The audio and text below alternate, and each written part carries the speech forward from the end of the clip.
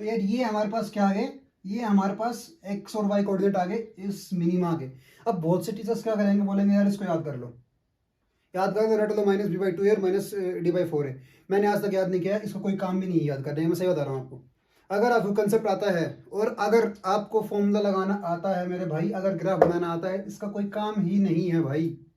Literally बता रहा हूँ मैं, इसका कोई काम नहीं है। काम क्यों नहीं है मैं बताता हूँ। जब आप आगे चल के डिफ्रेंशिएशन पढ़ेंगे ना, तो आप एक लाइन में निकाल लेंगे, ये एक लाइन में निकाल लेंगे। इनफैक्ट इसको अगर मॉडिफाई भी कर देगा ना, तो भी आप डिफ्रेंशिएशन से सही निकाल पाएंगे, वो आपको आगे चल के समझ में आएगा मैं क्या बोल रहा हूँ। लेकिन इसको अभी याद करने का एज सच कोई मतलब जरूरत है नहीं ना मेरे हिसाब से, तो बाकी आपकी मर्जी है।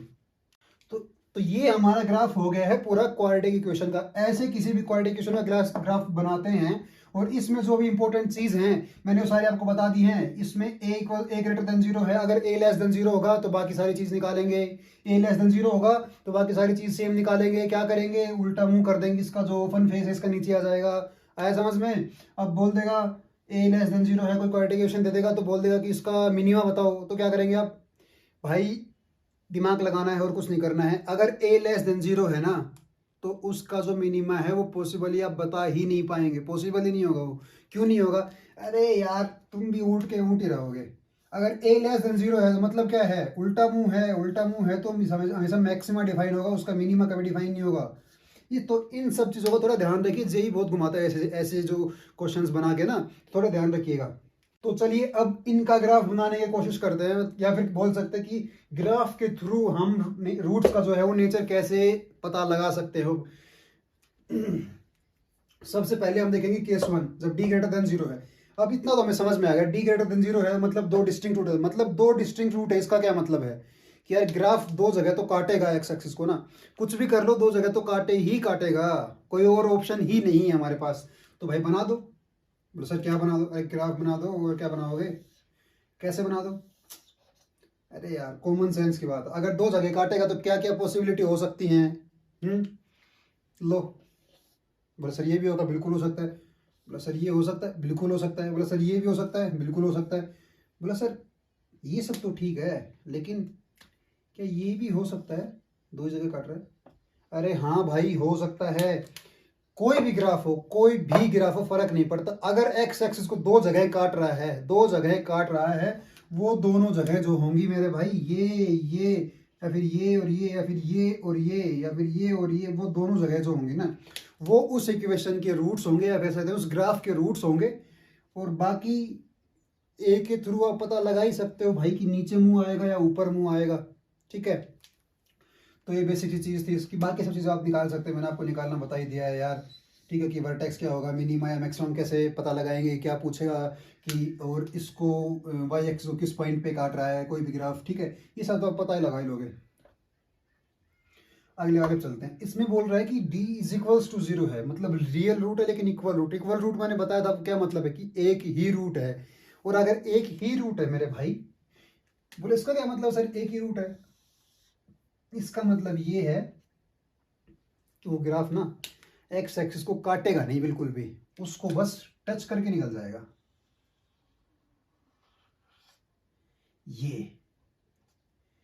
ये होगा अल्फा जीरो, इसको टच करके निकल जाएगा, कि एक ही जगह टच करेगा, टच करके निकल जाएगा। वो आप कैसे बना लो, यहाँ इसको काट के ऐसे बना सकते हैं, इसको ऐसे बना लो, या इसको ऐसे बना लो, कैसे बना लो, बस एक जगह टच। आप इसको ऐसे बना लो, यहाँ ए नेगेटिव होगा, इनमें ए ग्रेटर देन जीरो होगा, मतलब ए पॉजिटिव होगा इन सब में। क्यों, क्योंकि इनका मुंह सबका ऊपर की तरफ खुला हुआ है।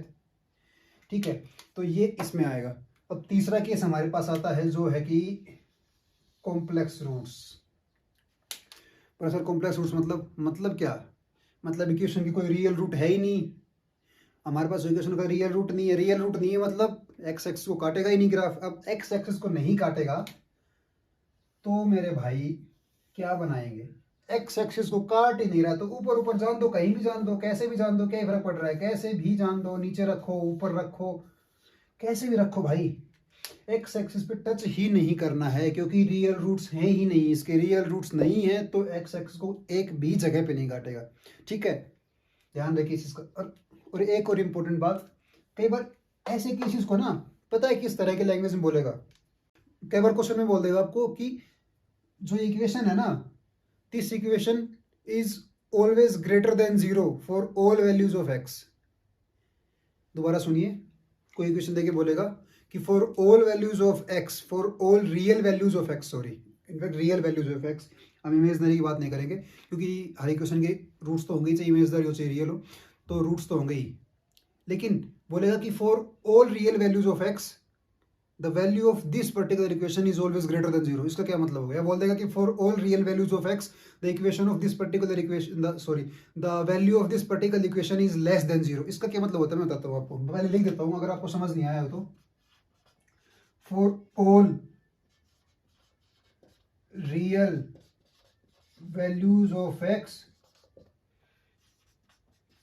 ax square plus bx plus c is always greater than zero।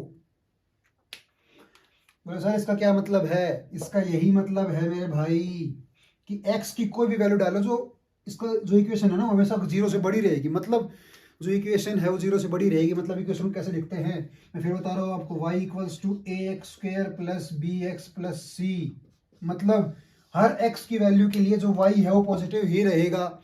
x की आप कोई भी वैल्यू डालो इसमें y पॉजिटिव ही रहेगा, क्योंकि दिया हुआ है कि ये इक्वेशन जो है ये ग्रेटर देन जीरो है, मतलब ये पॉजिटिव रहेगी, ग्रेटर देन जीरो है, ये इक्वेशन y के बराबर है। मतलब ऐसा बोला है तो हर x की रियल वैल्यू के लिए y की पॉजिटिव वैल्यू मिलेगी। अगर y की पॉजिटिव वैल्यू मिली तो मेरे भाई जो ग्राफ होगा वो कभी x एक्सिस को टच ही नहीं करेगा, ऊपर ऊपर से निकल जाएगा। कहीं भी निकलवा लो आप इसको, किसी तरीके से निकलवा लो, अगर एक्स एक्सिस को टच ही नहीं करेगा मतलब उसके रियल रूट्स ही नहीं होंगे। तो अगर कहीं भी ये बोला है ना कि for all real values of x this equation is always greater than zero, मतलब उस इक्वेशन के रियल रूट्स है ही नहीं। समझ रहे हो? इस इक्वेशन के रियल रूट्स है ही नहीं। या फिर ये बोल सकता है कि this equation is always less than zero, less than या ग्रेटर देन कुछ भी बोल सकता है मेरे भाई, दोनों का मतलब है। लेस देन जीरो मतलब हमेशा एक्स एक्सिस के नीचे रहेगी, नीचे रहेगी तो भी रियल रूट्स नहीं होंगे, हमेशा ऊपर रहेगी तो भी रियल रूट्स नहीं होंगे। तो इस चीज को फिर ध्यान रखिए। ऐसे इस लाइन की थ्रू ना जेई बहुत घुमाता है कई बार, तो इसका ध्यान रखिएगा प्लीज। तो चलिए, अगर वो चीज समझ आ गई है आपको तो हम ग्राफ बनाना सीखते हैं थोड़ा थोड़ा ना। हमने पता तो कर लिया ग्राफ कैसे बनाते हैं कि भाई ए की वैल्यू देख लो पॉजिटिव नेगेटिव है, फिर डिस्क्रिमिनेंट निकाल लो, रूट्स निकाल लो, उसके रूट्स एक्स एक्सिस पे मार्क कर लो, बॉटम पॉइंट निकाल लो, वहाँ से वैसे काट दो, सी निकाल लो, वो सब हमने सीख लिया अभी। लेकिन ग्राफिकली ना प्रैक्टिकली बनाते कैसे वो एक बार देख लेते हैं, एक दो इक्वेशंस का बना के। तो हमारी जो सबसे कॉमन इक्वेशन है x square minus 5x plus 6, इसके रूट्स हमें पता है 2 और 3 होंगे। ठीक है, तो alpha is equals to 2 and beta equals to 3।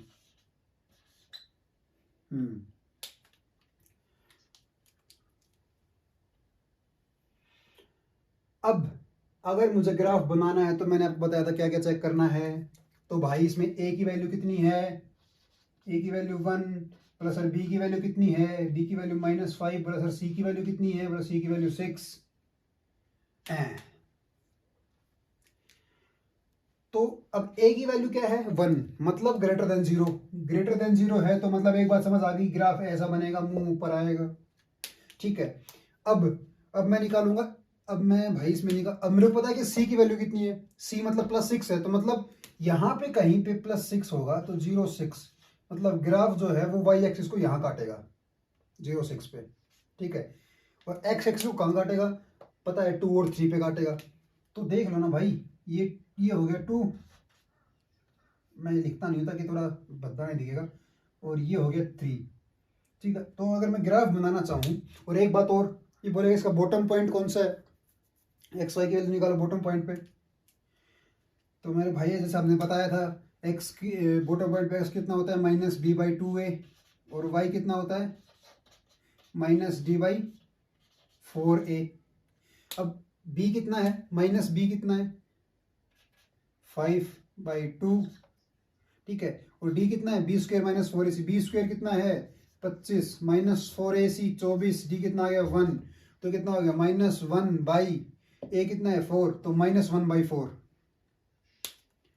Interesting है थोड़ा सा, ये देखो -1/4 जो है एक्स, जो इसका बॉटम मोस्ट पॉइंट आया है वो क्या आया है, एक्स की वैल्यू 5/2, 5/2 मतलब कितना हुआ 2.5। ठीक है, y की वैल्यू -0.25। क्या लग रहा है? ये माइनस का 0.25 है। ठीक है, अब ये जो वैल्यू है ये क्या है भाई? 20 है ये, और ये वैल्यू कितनी है? 30 है। अरे है, हमें पता है इसके रूट्स 2 और 3 होंगे, तो इसका जो बॉटम मोस्ट पॉइंट आएगा, अब जाके जैसे कि आपको मैंने बताया था कि इन दोनों के बीच में आता है वो, इन दोनों के 2 और 3 के बिल्कुल बीच में। क्यों है बीच में, क्यों आएगा? क्योंकि ग्राफ जो है बॉटम मोस्ट पॉइंट के अबाउट क्या होता है? सिमेट्रिक होता है। तो अगर ग्राफ इसके इस बॉटम मोस्ट पॉइंट के अबाउट सिमेट्रिक होगा तो मतलब ये दोनों पॉइंट भी तो सिमेट्रिक होंगे ना। अभी दोनों पॉइंट सिमेट्रिक हो गए तो इनके बीच बिल्कुल बीच में आना चाहिए पॉइंट। बिल्कुल बीच में क्या आएगा? 2 और 3 के बीच में क्या है? 2.5 ही है ना। तो हमारे पास 2.5 वैल्यू आ रही है। अरे आ रही है कि नहीं आ रही भाई? तो हमारे पास सेंटर पॉइंट ये हो गया 2.5, सेंटर पॉइंट हो गया 2.5। अब y की वैल्यू कितनी हो? -0.25, -2.25 इसको लगाते हैं हम, 0 और -0.25, ये आ गया हमारे पास बॉटम मोस्ट पॉइंट। अब मैं क्या बनाना? ग्राफ। सब सारी चीजें पता ही है तो मेरे भाई ग्राफ बना के नहीं देते हो। ये ऐसे आएगा, ऐसे आएगा, ऐसे आएगा, ऐसे आएगा, ऐसे आएगा, ये ग्राफ बनेगा इसका। जहां जो ये वैल्यू होगी ये होगी 2.5 -0.25, ये होगा ग्राफ हमारे पास। अब इसमें यार अगर ग्राफ बना दिया आपने तो कुछ भी देख लो इसमें से, सब कुछ तो पता लग गया हमें। ठीक है, तो चलिए अभी तक जो हमने पढ़ा है उसके बेसिस पे एक क्वेश्चन सॉल्व करते हैं। तो क्वेश्चन ये है, ये क्वेश्चन जेईई एडवांस में आया हुआ है 2015 या फिर 2016 में, आई थिंक कैसे आया था, लेकिन पक्का जेईई एडवांस क्वेश्चन अगर पढ़ के देखिए। क्वेश्चन क्या बोलता है कि अगर s is set of all non zero real numbers, s जो है वो all non zero real numbers का एक सेट है, such that ax square minus x plus a, हमारे पास एक कोएफिशिएंट दी हुई है ax square minus x plus a is equals to 0, has real and distinct roots x1 और x2। मतलब अगर s एक सेट है all non zero real numbers का, और एक इक्वेशन है इसके दो डिस्टिंक्ट और रियल रूट्स है x1 और x2, उनकी कंडीशन दे रखी है x1 माइनस x2 का मोड जो है वो 1 से छोटा है, लेस देन 1। तो which interval is the subset of s, इनमें से कौन सा इंटरवल जो है वो s का सबसेट है। अब कुछ लोगों को समझ में नहीं आया होगा, भाई इसमें समझने लायक कुछ है ही नहीं सवाल में। मतलब थोड़ी टेढ़ी मेढ़ी करके लैंग्वेज दे रखी जो कि जेईई हर सवाल में देता है, बाकी सवाल सबसे आसान है। आपने सिर्फ कुछ नहीं करना, ये बोल रखा है कि ये इक्वेशन है ना, इसके दो रूट्स हैं, रियल एंड डिस्टिंक्ट है दोनों। मतलब क्या हुआ? रियल एंड डिस्टिंक्ट का नाम सुनते हैं हमने क्या करना है कि भाई इसका डिस्क्रिमिनेंट तो 0 से बड़ा होएगा, क्योंकि रियल एंड डिस्टिंक्ट रूट्स हैं। समझ में आई एक चीज? क्या तो सर एक चीज तो मुझे ये पता है इसमें कि जो है इसका डिस्क्रिमिनेंट जो है ना सर वो 0 से बड़ा होगा। बोला क्यों होगा? कि बोले कि दिया हुआ सर रियल और डिस्टिंक्ट रूट्स हमारे पास, और दूसरी रूट्स में एक और दे दी है, रूट्स में जो है वो कंडीशन एक और दे दी है कि mode of x1 minus x2 less than 1 है। Mode of x1 minus x2, अब हमें mode of x1 minus x2 ये जो डिफरेंस है ना ये तो हमने पढ़ा हुआ है ना भाई। दूसरी चीज हमें क्या है? Mode of x1 minus x2 क्या है? डिफरेंस ऑफ रूट्स हमने पढ़ा हुआ है। क्या है ये? अरे वो क्या है बोलो? रूट डी बाई मोड ए होता है ये। अब याद नहीं होगा तो पिछले लेक्चर देख लो, ये रूट डी बाई मोड ए होता है। ये दोनों चीजें दी हुई है हमको और सवाल भी इन्हीं से सोल्व करना है, सीधा दिख रहा है। अब डिस्क्रिमिनेंट हमें पता है क्या होता है, बी स्क्वायर माइनस 4ac होता ही है भाई, बी स्क्वायर माइनस 4ac। ठीक है, अब इसमें b कितना होगा? 1 माइनस 4ac, 4a इंटू ए कितना आ गया? 1 माइनस 4a स्क्वायर आ गया भाई। इसकी वैल्यू ग्रेटर देन 0 कर दो, इतना आसान क्वेश्चन देती है एडवांस, बता। और ये हमें पता है, डिस्क्रिमिनेंट लिख लो ना। डिस्क्रिमिनेंट क्या होगा? यही under root 1 minus 4a square by mod a कितना होगा? ए कितना है यहाँ पे? यहाँ पे ए कितना है? ए है ना, तो मोड ए ये हो जाएगा हमारे पास। ये कितना है? Less than 1। बस यही सवाल था सारा, यही सवाल खत्म हो गया। आगे कैलकुलेशन का पार्ट बचा है भाई, वो तो आप खुद करो। आगे कैलकुलेशन का पार्ट बचा है वो तो खुद करो, सवाल यही खत्म हो गया। कैसे हो गया? अरे कैसे क्या हो गया भाई? इसको देखोगे ये क्या बनेगा? 1 is greater than 4a square, मतलब a square is less than 1/4। अगर a स्क्वायर लेस देन 1/4 है तो a क्या आएगा? माइनस 1/2 से 1/2 अरे आएगा। अब कुछ लोगों को ये समझ नहीं आया कैसे लिखा, ये समझ में नहीं आया ना, तो भाई ये फंक्शन रेंज में पढ़ना पड़ेगा आपको। फंक्शंस में पढ़ते हैं इसको कि अगर कोई क्वांटिटी स्क्वायर में दी हुई है उसका लेस देन ग्रेटर देन करना है तो कैसे लिखना होता है, लेकिन आप कैलकुलेट करके दे सकते हो। अगर आप क्वालिटी क्वेश्चन पढ़ रहे हो ना भाई, तो मतलब आपने फंक्शंस पढ़ा हुआ है, तो ये तो आपको आता ही होगा। ठीक है, ये आपको आता ही नहीं होगा, आपको ये आना चाहिए भाई, कंपलसरी है ये। फंक्शन पढ़ चुके हैं आप, इसका मतलब अगर ये पढ़ रहे हैं तो ये आपको आना ही चाहिए। तो ए की वैल्यू ये आ गई हमारे पास, एक कंडीशन एक ही आ गई, तो कुछ बच्चे यहाँ से देख के टिक मार देंगे, नहीं एक और कंडीशन है हमारे पास ए में, दोनों को सोल्व करके जो दोनों में कॉमन है वो निकालना होगा हमें, उसके बाद सोल्व करना पड़ेगा। तो इसमें क्या आएगा, अब मैं दोनों साइड स्क्वायर कर दूं, इसमें 1 - 4a स्क्वायर अपॉन में a square great less than 1। 1 का स्क्वायर कितना होगा, 1 ही होगा ना, तो इसको 1 लिख देता हूँ मैं। अब कुछ लोग बोलेंगे कि सर आपने स्क्वायर कर दिया, ऐसे कैसे कर सकते हैं सर ये तो उल्टा सीधा हो जाएगा सर, यहाँ पे स्क्वायर हटाने पे आपने ऐसे लिख दिया, मैं इसको स्क्वायर करूँगा तो ऐसे सर, ऐसे क्या हो जाएगा, वो हो जाएगा ये। तो मेरे भाई अगर हमारे पास क्वांटिटी नेगेटिव होती है ना, तो उसकी इनइक्वालिटी वगैरह में स्क्वायर करने के बारे में पहले हम सोचते हैं कि कैसे क्या लिखना चाहिए। अगर हमारे पास क्वांटिटी पॉजिटिव है तो उसको जो इनइक्वालिटी है ऐसे कैसे रख के हम उसमें स्क्वायर कर सकते हैं। अब आप सर आपको कैसे तो पॉजिटिव है, अरे भाई रूट के अंदर क्वांटिटी है 1 - 4 स्क्वायर, वो हमने यही वैसे ही पॉजिटिव कर दी, यहाँ पॉजिटिव कर दी ना, उसी के हिसाब से ये निकाला है, तो हम इसको तो कंसिडर करेंगे ही ना, तो इसको मानेंगे पॉजिटिव है। नीचे वाला जो मोड ए है, मोड ए तो पॉजिटिव ही होगा हमेशा, कभी मोड की वैल्यू नेगेटिव होती है क्या, नहीं होती है ना। तो मुझे पता लग गया ना कि ये जो वैल्यू है ये पूरी पॉजिटिव आएगी, तो मैं स्क्वायर कर सकता हूँ इसमें, लेस देन 1 है तो 1 का स्क्वायर कर दो। अब यहाँ से निकाल लो, सर क्या निकाल ले, अरे क्या निकाल ले क्या मतलब भाई, ए स्क्वायर को साइड ले जाओ, क्योंकि ए स्क्वायर जो हमेशा पॉजिटिव रहेगा, तो इसको दोनों साइड मल्टीप्लाई भी कर दो तो इनइक्वालिटी चेंज नहीं होगी। इस बात का याद रखना, मैं ए स्क्वायर इस साइड लेके जाने की बात कर रहा हूँ ना, वो इसीलिए ही ले जा पा रहा हूँ क्योंकि जो ए स्क्वायर क्वांटिटी है वो पॉजिटिव होगी, नेगेटिव होती है साइन चेंज करना पड़ता है मेरे को। पॉजिटिव क्यों है सर, क्योंकि ए स्क्वायर हमेशा पॉजिटिव ही होता है, तो इस साइड लेके जाओ तो क्या आएगा ये 1 - 4a square greater than less than a square, 4a square को साइड ले जाओ तो 4a स्क्वायर को साइड ले जाओ तो 1 is less than 5a square. तो a की वैल्यू क्या आ गई मेरे पास यहाँ से भाई, देखना सब लोग, a square is greater than 1/5, a square is greater than 1/5।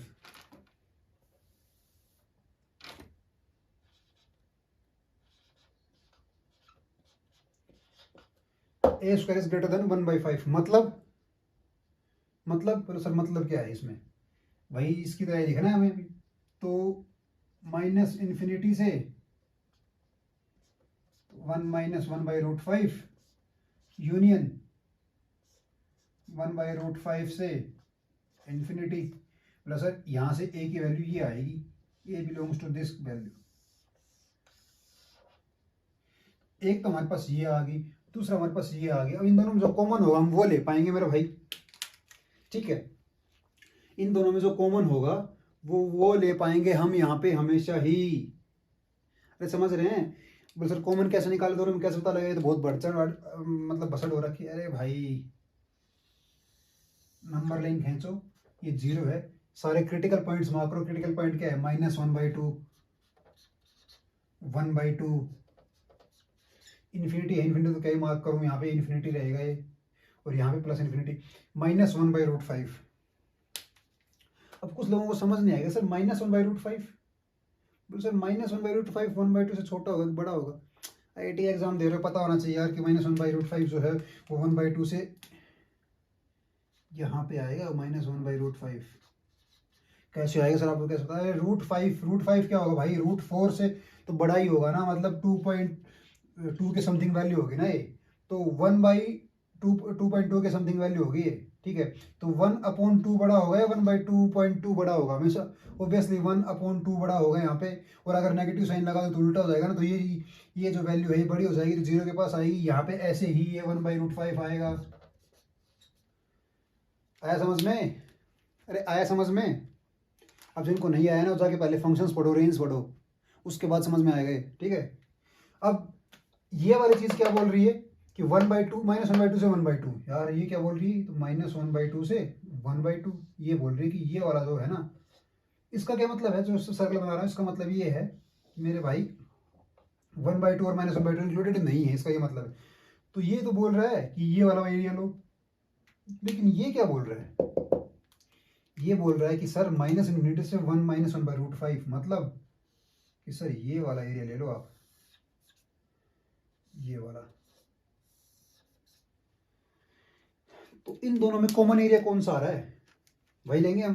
बोला सर कॉमन एरिया तो बस मुझे ये दिख रहा है इसमें, ये वाला एंड ये वाला। तो मतलब क्या हुआ, ए की जो वैल्यू आएगी वो a belongs to vote, a belongs to -1/2 to -1/√5 union 1/√5 to 1/2।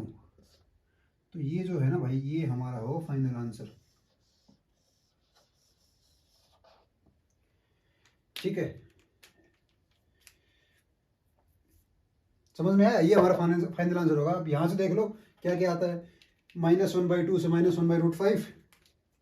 तो बोलो भाई एक तो ये वाला सही है, और एक है 1/√5 से 1/2, तो एक ही वाला सही है। तो बताओ, समझ में आ गया सबको। ऐसे क्वेश्चन देते हैं जेईई एडवांस, ज़्यादा कोई तीरंदाजी नहीं है इनमें। भाई मैं बताया था क्वेश्चन आपको यहीं खत्म हो गया था, जब आपने ये दो इक्वेशन लिख ली ना, ये वाली दो इक्वेशन, एक ये इक्वेशन और एक ये इक्वेशन, क्वेश्चन आपका यहीं पे खत्म हो गया मेरे भाई। उसके आगे तो वैसे मैंने पहले लेक्चर्स में बताया, आपकी स्पीड डिटरमाइन करती है कि कितना जल्दी सोल्व करते हो, कितना ढंग से सोल्व करते हो, और आपकी एक्यूरेसी पे डिपेंड करता है कि क्वेश्चन सही होगा कि नहीं होगा। एक्यूरेसी क्या जाएगी प्रैक्टिस करने से, तो जितना प्रैक्टिस करोगे उतना ज़्यादा मैथ्स में अच्छे बनोगे।